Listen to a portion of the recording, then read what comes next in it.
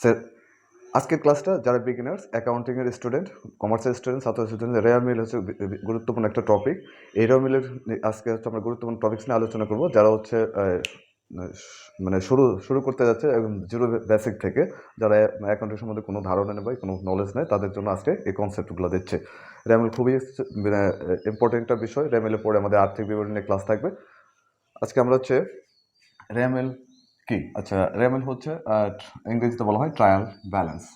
এই রেমেলে হচ্ছে যে আমরা ডেবিট ক্রেডিট নিয়ে যে চিরন্তন একটা সমস্যা পরীক্ষা হলে সৃষ্টি হয়, সেই যে প্রশ্নগুলো আসে, সেই কনফ্লিক্ট প্রশ্নগুলি আমরা আজকে আলোচনা করব।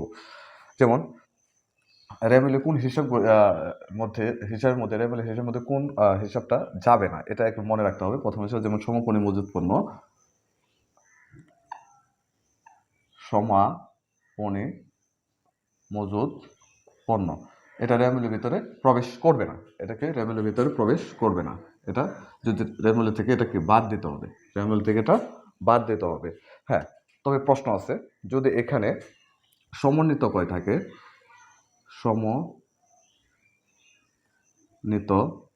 সমন্বিত ক্রয় অথবা বিকৃত পণ্যের ব্যয়, মানে এই সমন্বিত ক্রয় এবং বিকৃত পণ্যের ব্যয়, এই দুইটা আইটেম যদি থাকে, তখন সমপনী মজুদ পণ্য রেমেলের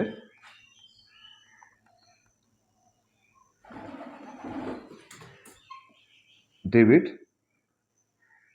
দিকে যাবে। তাহলে আমাদের হচ্ছে গুরুত্বপূর্ণ, সমন্বিত মজুত পণ্য রেমেলে যাবে না। কিন্তু হ্যাঁ, প্রশ্ন হচ্ছে কি, সমন্বিত ক্রয় অথবা বিকৃত পণ্যের ব্যয় যদি থাকে, তখন সমন্বিত মজুত পণ্য রেমেলে ডেবিট দিকে যাবে। তারপর হচ্ছে আরেকটা 2 নম্বর আইটেম হচ্ছে প্রারম্ভিক মজুত পণ্য।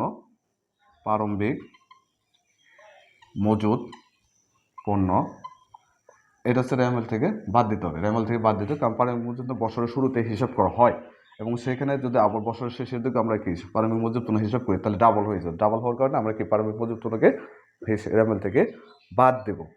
এখন যে গুরুত্বপূর্ণ 5টা আইটেম পরীক্ষায় আসে, সে 5টা আইটেম নিয়ে রেমেলের যদি হিসাব আসে, সেক্ষেত্রে এই 5টা আইটেম খুবই গুরুত্বপূর্ণ, এবং ছাত্রছাত্রীদের পরীক্ষা হলে এই 5টা আইটেম নিয়ে কনফিউশনে থাকে। সেই কনফিউশনটা দূর করে দিচ্ছি।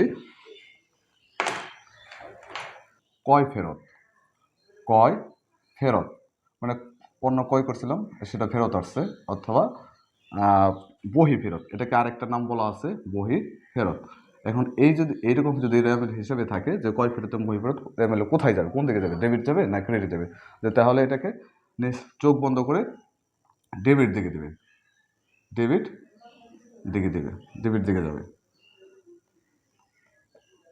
ক্রয় ফেরত। আর যদি বিক্রয় ফেরত হয়, 2 নম্বর হচ্ছে বিক্রয় ফেরত। আমরা প্রথমে শিখলাম ক্রয় ফেরত, পরে শিখলাম বিক্রয় ফেরত বা এটাকে আরেকটা নাম বলা হয় আন্ত ফেরত। এটা হচ্ছে আয়, এটা হচ্ছে রেমেলে ক্রেডিট দিকে যাবে বা ক্রেডিট, এতটুকু লিখে ক্রেডিট হবে। এবং হচ্ছে 3 নম্বর হচ্ছে প্রদত্ত বার্তা অথবা প্রদত্ত কমিশন যদি থাকে,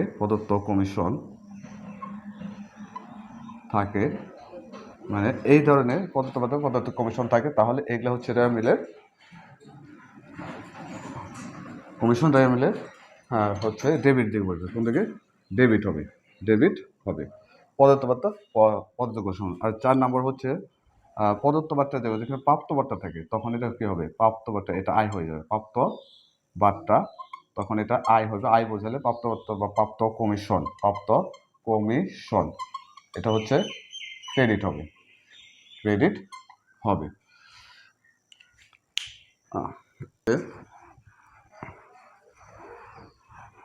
যে আইটেমগুলো আলোচনা করছে খুবই গুরুত্বপূর্ণ রেমেলের জন্য। এরপর হচ্ছে 5 নম্বর ছিল কুঋণ। মানে যে ঋণটা কখনোই আর আদায় করা সম্ভব হয় না, কুঋণ বা অনাদায়ী ঋণ, অথবা এটাকে আরেকটা নাম বলা যায় অনাদায়ী ঋণ, এটা যদি থাকে তাহলে এটা হচ্ছে রেমেলের ডেবিট হবে। রেমেলের কী হবে? ডেবিট সাইডে যাবে, এটা ডেবিট পাশে যাবে বা ডেবিট পক্ষ হবে। আর যদি থাকে 6 নম্বর হচ্ছে কুঋণ সঞ্চিতি, কুঋণ সঞ্চিতি অথবা অনাদায়ী ঋণ সঞ্চিত বা অনাদায়ী পাওনা সঞ্চিত, অনাদায়ী পাওনা সঞ্চিতি, তাহলে এটা কি হবে? ক্রেডিট। কি হবে? ক্রেডিট হবে। তাহলে যে কুঋণ থাকলে ডেবিট, আর কুঋণ সঞ্চিতি মানে প্রভিশন কথাটা যদি থাকে তাহলে সেটা অবশ্যই চোখ বন্ধ করে আমরা কোথায় দেবো? ক্রেডিট পাশে দিয়ে দেবো। তারপর হচ্ছে 7 নম্বর আরেকটা পয়েন্ট হচ্ছে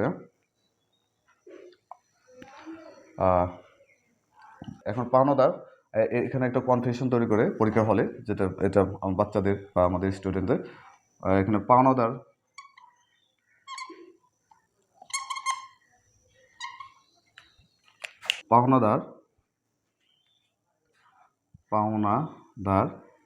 বাট্টা সঞ্চয় থাকে অনেক সময়, কনফিউশন করার জন্য প্রশ্ন করতে এরকম প্রশ্ন করে থাকে। পাওনাদার বাট্টা সঞ্চয় যদি থাকে তাহলে সেক্ষেত্রে আমরা এটা কী করবো? ডেবিট দিকে বসাবো, ডেবিট দিকে হবে। তা পাওনাদার বাট্টা সঞ্চয় ডেবিট হবে। 8 নম্বর হচ্ছে অগ্রিম খরচ।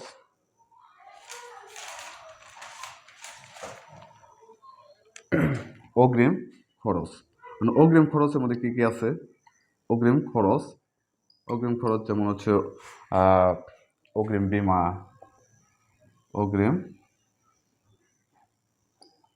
বীমা, তারপরে হচ্ছে অথবা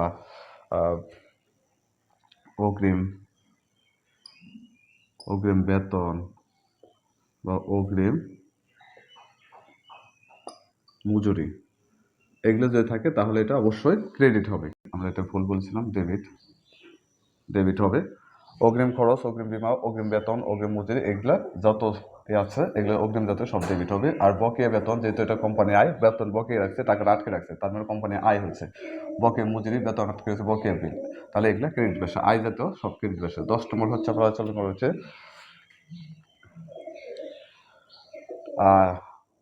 অনিশ্চিত হিসাব। 10 নম্বর আমরা যে হিসাবটা আলোচনা করছি অনিশ্চিত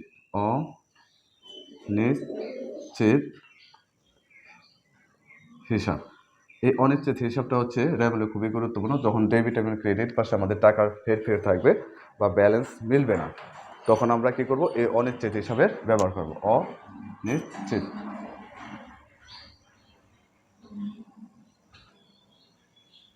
অনিশ্চিত হিসাবের ব্যবহারটা করবো। অনিশ্চিত হিসাবটা এনে যে পাশে টাকাটা কম আমরা সেই পাশে এটা বসাবো। এটা ডেবিটও হতে পারে,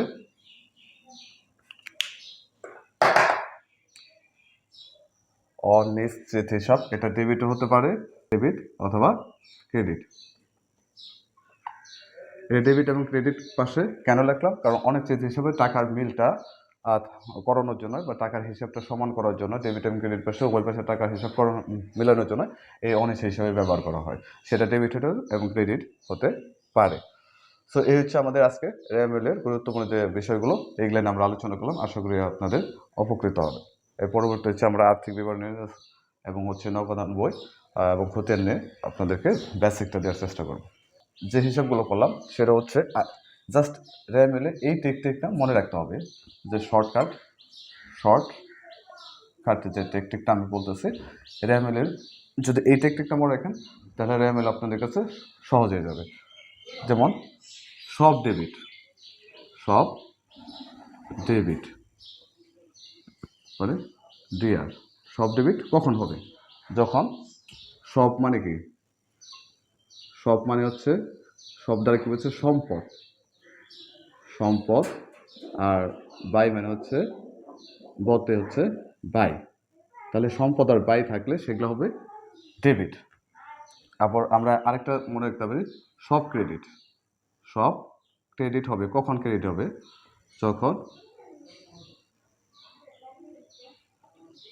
যখন আমরা লিখবো আদাম, তাহলে আদাম মানে কি? আদাম হচ্ছে আয় বোঝালে সেটা ক্রেডিট। তারপরে আয় দায় আর ছিল মালিকানা সত্ত্ব বা মূলধন, মালিকানা সত্ত্ব। তাহলে এইগুলো বোঝালে সব ক্রেডিট হবে, এগুলো হচ্ছে সব ক্রেডিট। জাস্ট এই দুইটা টেকনিক মনে রাখলে যে আমার কি আয় হইলো নাকি ব্যয় হইলো, তো এইটা মনে রাখলে হচ্ছে আমাদের এরা মিলে যতগুলো